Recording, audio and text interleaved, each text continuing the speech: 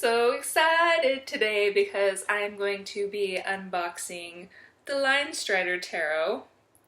This deck has been on my wish list for quite some time, and I finally decided to purchase it. It originally, I believe, came out as an independently published deck, but has since been picked up by a major publishing house, so the copy that I have here is the mass market copy. I got it on Amazon and it was about $19. I've only done one other unboxing video in the past, and this is because I usually like to sit quietly in solitude with my new decks and spend some time developing a relationship with them organically before I speak really publicly about what I think of them. But every now and then it just seems fun to do a video and kind of share with you guys my impressions of a deck.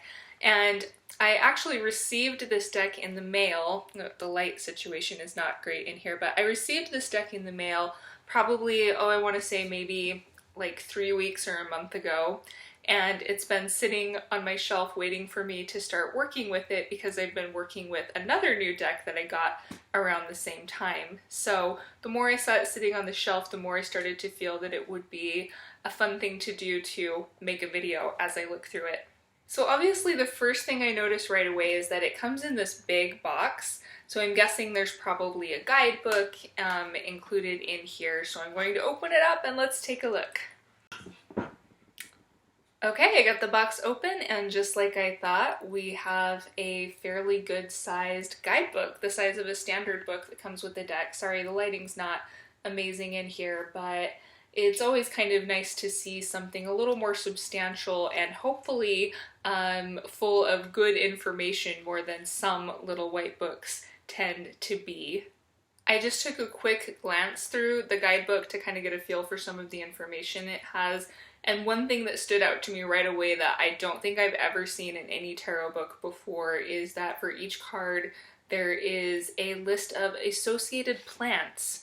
I don't think I have seen a tarot book that talks about plants that are associated with the cards, so that's interesting. I just randomly flipped to the Six of Cups, and the associated plants for the Six of Cups, according to this book, are watermelon, cherry blossom, and honeysuckle. Ooh, now we get to the fun part and we get to look at the cards themselves. They did have some plastic shrink wrap, which I just paused for a moment to remove that. And I'm taking a look now at the cardstock, and I'm really digging this cardstock, if you can see that. I like the art style in general, the watercolor, and then another thing I really like about this cardstock is that regardless of which direction a card was facing, the cardstock would look the same. I have a few decks that use cardstock with a particular pattern so that if you draw a card in reverse, you can see right away before you even turn the card over that it's in reverse. So I like that with this particular deck you could use reversals and you would not know before turning the card over. Okay, I really like this Fool already. Sorry, the lighting is kind of terrible, but the Fool is faceless.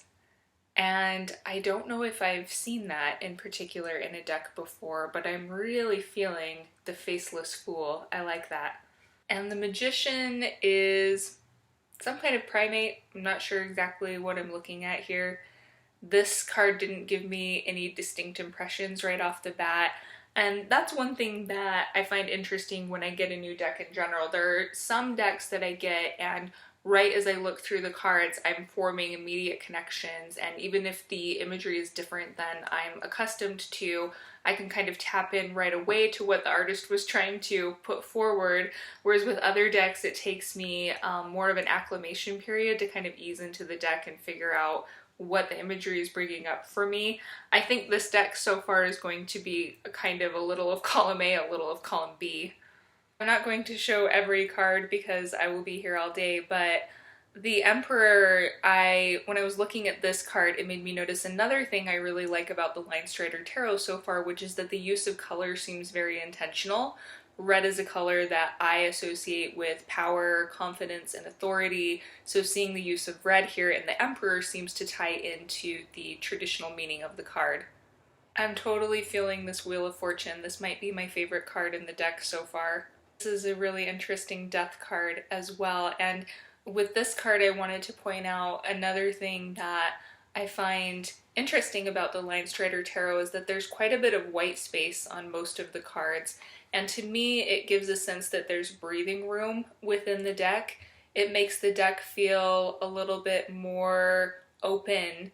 There are certain decks that I work with that have so much imagery jammed in that it can get a little bit overwhelming, and this deck gives you a sense of spaciousness with the white space.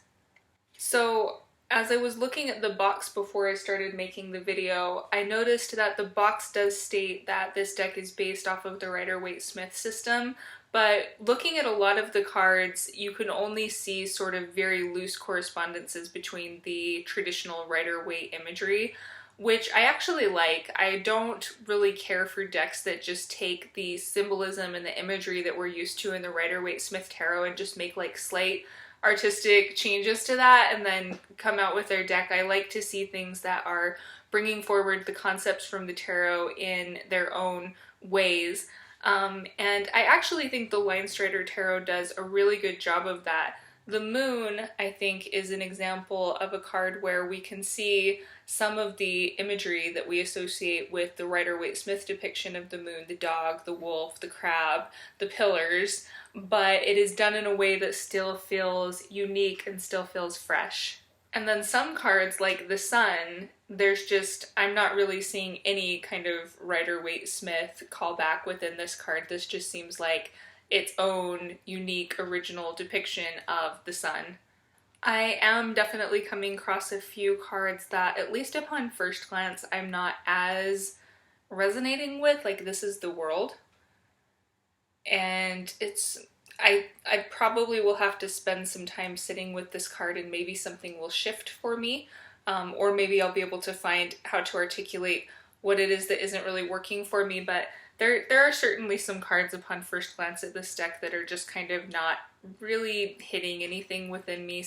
I do really like that the Linestrider Tarot is not overly reliant on human imagery, and when it does use human imagery, it does so in a sort of, I don't know if whimsical is the word I'm looking for, but perhaps a surrealist way, such as the Fool we saw with the missing face.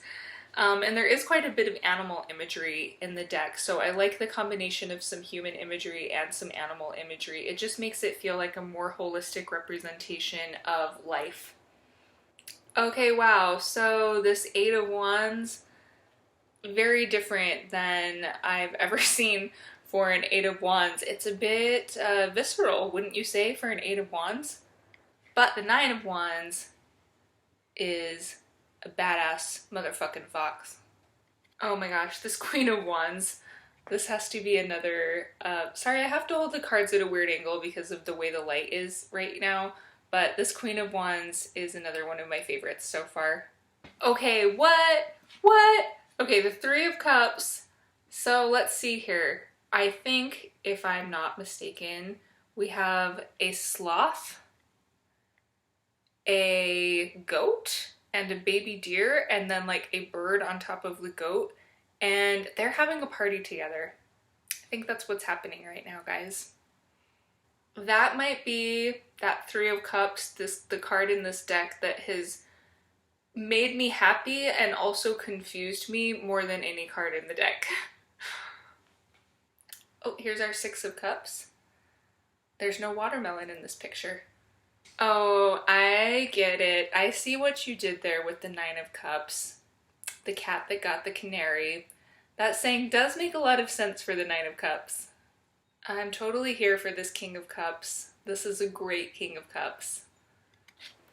Oh, look at this Nine of Swords. And the Ten of Swords is another, a bit of a visceral image, but we'd expect that with the Ten of Swords. That Eight of Wands, I'm still trying to figure out what was up with that. The more that I go through the deck, the more I'm thinking about what I talked a little bit about earlier about drawing upon the imagery from the Rider-Waite-Smith Tarot. and I'm quite pleasantly surprised with this deck. I think that it gives some nods to the Rider-Waite-Smith deck in ways that are interesting, but it's also very much taking its own approach to things, and as you've seen by watching me go through it, sometimes I'm not sure what that approach actually is, but I do respect that this deck has taken its own creative liberties with things. Now, all of that said, here's the Two of Pentacles, another card in which we get a nod to some of the Rider-Waite-Smith imagery. Going through the Pentacles cards, which is where I am now, I'm realizing that this suit I'm connecting with less than some of the other suits, and even in the other suits there was a lot of cards where it was sort of hard for me to tap into them right away. So here, as an example, here's the Seven of Pentacles. Not quite sure what to make of this one yet, so again, it will be interesting to see how the deck evolves for me. There's Lulu in the background. If you're gonna say hi, come say hi properly. Oh, you love when I do this, don't you, my baby? I do like this Nine of Pentacles, probably because it's fairly within my comfort zone of what I'm used to seeing with the depictions of the Nine of Pentacles. So I've looked through all the cards, just kind of briefly, and I have mixed feelings. I guess I've kind of already made that clear as I've been going through the video. But I overall feel intrigued to see how things go as I sit with this deck. In particular, now that I've taken a glance through the imagery, I'm even more excited to spend some time with the book that accompanies the deck, because I am hoping that sitting with the book will help me become better acquainted with some of the imagery, some of which upon first impression was a bit baffling for me, but other pieces of the imagery really hit home right away. If you guys have any questions about the deck, you are welcome to let me know, and I may or may not be able to give you any answers. But thank you for watching, and I will talk to you next time. Bye!